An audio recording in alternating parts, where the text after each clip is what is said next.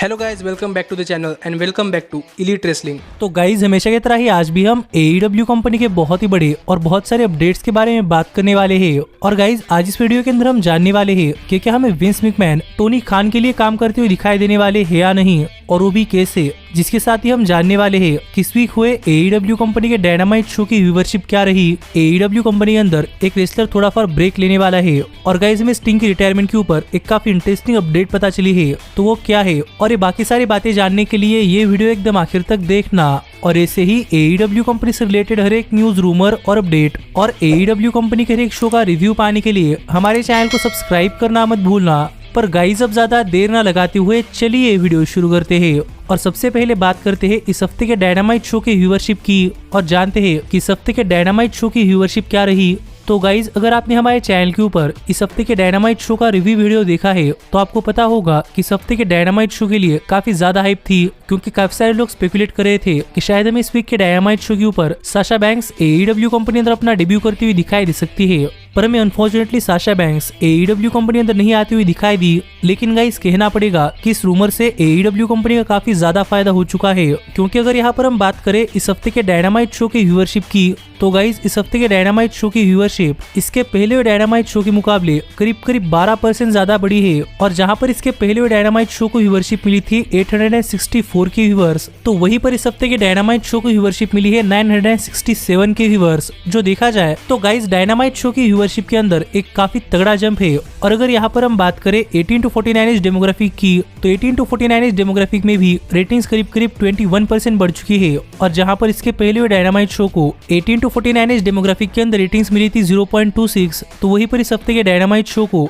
18 to 49 as demographic के अंदर ratings मिली है 0.33, जिससे कि आप समझ सकते हैं कि गाइज इस हफ्ते डायनामाइट शो को अपने व्यूअरशिप के अंदर काफी तगड़ा फायदा हुआ है। और पॉसिबल ये सिर्फ एक रूमर से कि हमें साशा बैंक्स इस हफ्ते के डायनामाइट शो के ऊपर अपना डेब्यू करती हुई दिखाई दे सकती है। पर इस सब के बाद अगर यहाँ पर हम बात करें वेंसडे के टॉप 150 केबल टीवी प्रोग्राम्स की तो गाइज यहाँ पर वेंसडे के टॉप 150 केबल टीवी प्रोग्राम्स में डायनामाइट शो का रैंक तीसरा आया है, जो कि इसके पहले चौथा था। जिससे कि आप समझ सकते हैं कि इस हफ्ते डायनामाइट शो को सच में अपनी व्यूअरशिप के अंदर काफी बड़ा जंप मिला है, जो तो AEW कंपनी के लिए काफी अच्छी बात है। लेकिन देखना पड़ेगा कि क्या AEW कंपनी यही सेम चीज आगे भी कंटिन्यू कर पाती है या नहीं। पर डायनामाइट शो की अच्छी व्यूअरशिप के लिए होप करते हुए अब हम आगे बढ़ते हैं और बात करते हैं हमारे अगले अपडेट की। और गाइज जरा जानते हैं कि एडम कोल की इस हफ्ते के डायनामाइट शो के ऊपर एंट्रेंस कैसी हुई। तो गाइज अगर आपने हमारे चैनल के ऊपर डायनामाइट शो का रिव्यू वीडियो देखा है तो आपको पता होगा कि इस हफ्ते के डायनामाइट शो के ऊपर एडम कोल AEW कंपनी अंदर वापस आए हैं। और गाइज हमें लेजिटिमेटली नहीं पता था कि इस हफ्ते के डायनामाइट शो के ऊपर एडम कोल आने भी वाले हैं या नहीं, क्योंकि AEW कंपनी ने ये चीज एक काफी बड़ी सीक्रेट रखी थी। और AEW कंपनी अपनी कंपनी के अंदर से सीक्रेट्स काफी बढ़िया तरीके से रखती है, जिसका हाल ही में अगर आप एग्जांपल देखना चाहते हैं तो आप एडम कोल का रिटर्न ही देख सकते हैं। क्योंकि गाइज हाल फिलहाल में इंटरनेट के ऊपर एडम कोल की ये तस्वीर काफी वायरल हो रही है, जहां पर हम देख सकते हैं कि गाइज यहाँ पर एडम कोल एक कार के पीछे बैक सीट में लेग रूम के एरिया में सीधा लेटे हुए हैं। और ये एडम कोल की पिक है जो कि एडम कोल के ड्राइवर ने शेयर की है। और यहाँ पर उसने कैप्शन के अंदर लिखा कि अगर आपको कोई सीक्रेट रखना है तो आपको इतनी मेहनत करनी पड़ती है, जिससे कि आप समझ सकते हैं कि इस हफ्ते के डायनामाइट शो के ऊपर अपना रिटर्न सीक्रेट रखने के लिए एडम कोल कितना छुप कर आए थे। जिसके बारे में आपका क्या कहना है आप मुझे कमेंट कर बताइए। लेकिन एक फनी स्टोरी थी जो कि मुझे लगा कि आपको बता देनी चाहिए। पर गाइज अब हम आगे बढ़ते हैं और बात करते हैं हमारी अगली अपडेट की और जानते हैं कि हाल ही में AEW कंपनी अपने शोज के ऊपर कौन से रेसलर्स को थोड़ा फार ब्रेक देने वाली है। तो गाइज अगर आप AEW कंपनी को फॉलो कर रहे हैं तो आपको पता होगा कि करंटली AEW कंपनी के अंदर ऐसे कई सारे रेसलर्स हैं जो कि काफी दिनों से करंटली AEW कंपनी के शोज के ऊपर काम कर रहे हैं। और उन्होंने अब तक काफी दिनों से थोड़ा फार ब्रेक भी नहीं लिया, जिनमें तो जॉन मॉक्सली का नाम आता ही है। पर यहाँ पर AEW कंपनी ने ऐसे एक सुपरस्टार को अपने तरफ से थोड़ा फार ब्रेक दिया है। और गाइज ये सुपरस्टार्स कोई और नहीं बल्कि AEW कंपनी की एक बहुत ही बढ़िया टैग टीम यानी कि FTR है। और गाइज हाल ही में FTR के वन हाफ यानी कि डैक्स हारूड ने अपने लेटेस्ट पॉडकास्ट के ऊपर बात करते हुए अपने तरफ से थोड़े फार इनसाइट शेयर किए। और यहाँ पर डैक्स हारूड ने रिवील किया कि पिछले साल के अंदर काफी बढ़िया रेसलिंग मैचेस देने के बाद करंटली डैक्स हारूड और कैश व्हीलर यानी कि FTR इन्होंने AEW कंपनी से थोड़ा फार ब्रेक मांगा है। और यहाँ पर FTR चाहती है कितने सारे इंजरीज के बाद FTR अपने बॉडी को हील होने दे और उसके बाद FTR आराम से AEW कंपनी के शोज के ऊपर अपना कमबैक करेगी, जो बातें हाल ही में डैक्स हारूड ने रिवील की है। जिससे कि आप समझ सकते हैं कि यहाँ पर AEW कंपनी ने FTR को थोड़ा फार ब्रेक दिया है, जो प्रॉबेबली 1-2 महीने का हो सकता है। तो अब देखना पड़ेगा कि इस 1-2 महीने के ब्रेक के बाद FTR का कमबैक कैसे होता है और अपने कमबैक के बाद क्या दोबारा से FTR टॉप पर जा पाती है या नहीं। लेकिन गाइज मुझे भी लगता है कि FTR ये ब्रेक डिजर्व करती है, क्योंकि पिछले साल FTR ने काफी बढ़िया मैचेस दिए हैं, जिनके बारे में आपका क्या कहना है आप मुझे कमेंट कर बताइए। लेकिन गाइज अब हम आगे बढ़ते हैं और बात करते हैं हमारी अगली अपडेट की और जानते हैं कि हाल ही में स्टिंग के AEW कंपनी में जाने के ऊपर कौन सी नई इंटरेस्टिंग अपडेट सामने आ रही है।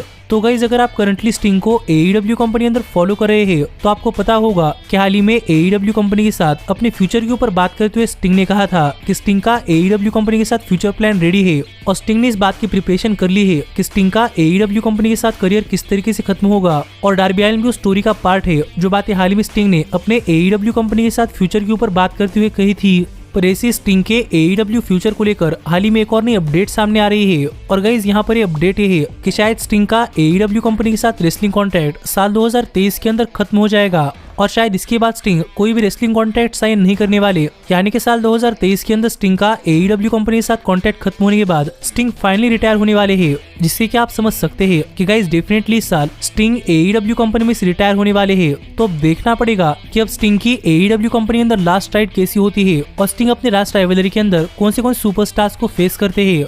पर गाइज मैं तो अब भी कहूंगा कि मुझे स्टिंग का retirement match Sting versus Darby Allin चाहिए, जिस पर आपका क्या कहना है आप मुझे कमेंट कर बताइए। और ये भी कमेंट कर बताना मत भूलना कि आपके हिसाब से स्टिंग का अब तक का AEW कंपनी के अंदर करियर कैसा रहा है। लेकिन गाइज अब हम आगे बढ़ते हैं और बात करते हैं हमारे सबसे बड़े अपडेट की और जानते हैं कि क्या हमें विंस मैकमैन टोनी खान के लिए काम करते हुए दिखाई देने वाले हैं या नहीं, और वो भी कैसे। तो गाइज अगर आप करंटली WWE कंपनी को फॉलो कर रहे हैं तो आपको पता होगा कि करंटली विंस मैकमैन ने WWE कंपनी बेचने के लिए निकाली है और यहाँ पर विंस मैकमैन फाइनली अपनी कंपनी बेचना चाहते हैं, जहाँ पर सरप्राइजिंगली WWE कंपनी खरीदने के लिए टोनी खान और शाहिद खान ने भी अपना नाम दर्ज करवा लिया है। जो देखा जाए तो एक काफी बड़ी अपडेट है, क्योंकि टोनी खान और शाहिद खान ये दोनों WWE कंपनी खरीदना अफोर्ड कर सकते हैं और अगर टोनी खान WWE खरीदते हैं तो गाइस सच में रेसलिंग इंडस्ट्री के अंदर एक काफी बड़ी चीज होने वाली है। लेकिन इसी के ऊपर बात करते हुए हाल ही में कई सारे रिपोर्ट सामने आए हैं कि टोनी खान का WWE कंपनी खरीदने को लेकर कौन सा विजन है। और हाल ही में जो रिपोर्ट सामने आई है वो रिपोर्ट हमें बता रही है कि गाइस शायद टोनी खान अकेले में WWE नहीं खरीदने वाले, टोनी खान किसी मीडिया पार्टनर के साथ मिलकर शायद पार्टनरशिप में अपनी कंपनी खरीदे। पर विंस मैकमैन की तरह majority stock shares Tony Khan के पास रहेंगे और अगर टोनी खान WWE कंपनी खरीदते हैं तो गाइस हमें टोनी खान डेफिनेटली हमें WWE कंपनी और AEW कंपनी ये दोनों ही कंपनियां मर्ज करते हुए दिखाई देने वाले हैं और हमें AEW और WWE इन दोनों ही कंपनियों के रेसलर एक साथ ही काम करते हुए दिखाई दे सकते हैं। और गाइज इतना ही नहीं बल्कि यहाँ पर खान को लेकर ये भी अपडेट सामने आ रही है कि अगर टोनी खान WWE कंपनी खरीदते हैं तो हमें शायद टोनी खान विंस मैकमैन को दोबारा से WWE कंपनी के अंदर एक पोजीशन ऑफर करते हुए दिखाई दे सकते हैं, जिससे कि विंस मैकमैन WWE कंपनी बेचने के बाद भी WWE के साथ आगे कंटिन्यू कर सकते हैं और WWE कंपनी में एज एम्प्लॉय काम कर सकते हैं। जो देखा जाए तो टोनी खान के हाथ के नीचे काम करने के समान ही है, जिस स्ट्रेटेजी के साथ currently Tony Khan WWE company खरीदने के लिए उतरे हैं। तो अब देखना पड़ेगा कि क्या इतनी सारी चीजों के बाद क्या Vince McMahon WWE company Tony Khan को सेल करते हैं या नहीं, क्योंकि करंटली पोटेंशियल बायर्स की लिस्ट में सबसे पहला नाम सऊदी अरेबिया का आता है, दूसरा नाम डिज्नी का आता है, तीसरा नाम कॉमकास्ट का आता है और शायद चौथा नाम टोनी खान का आता है। तो देखना पड़ेगा कि क्या इस पोजीशन से टोनी खान WWE खरीदने की रेस जीत पाते हैं या नहीं।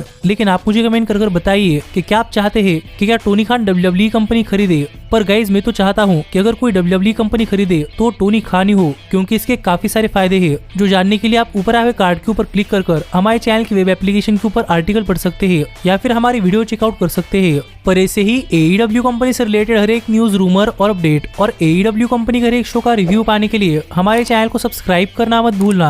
पर मैं मिलता हूँ आपसे अगली वीडियो के अंदर, पर तब तक stay healthy, stay happy and keep watching elite wrestling. Hey, did you like that video? Click the screen for more. And where do you think you're going? Check out our official merchandise page and to support the entire cast. And thanks so much for being the elite. The elite, the elite. What, Nick, you're not going to sing it all with me this time?